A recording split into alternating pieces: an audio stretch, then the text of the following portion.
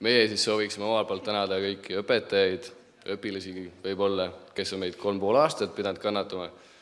Ja kõige kallimatele Mairele, Toomasele ja Margusele on meil üks väike kingitus, millest räägib Elisabeth kohe lähemalt.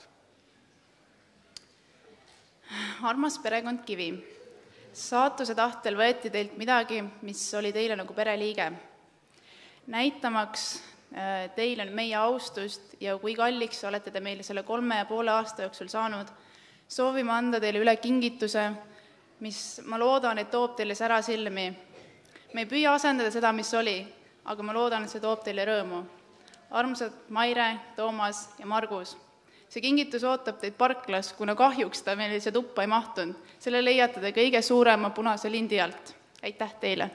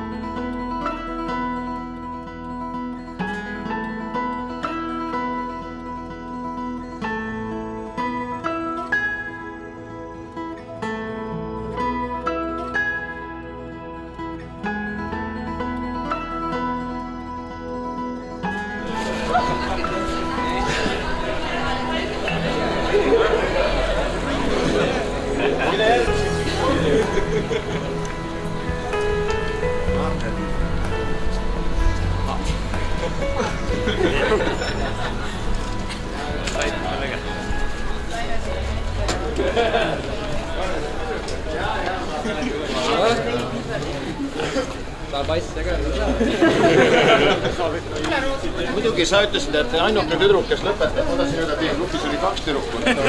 Peale liiklusõnnetust on ju kadus. Sõnad.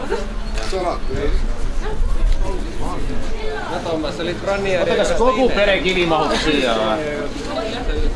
Sellega sa olid Kässeriga kurvi ünne. Ei, tal on Kässeriga. Proovige, vaadake, tähendab.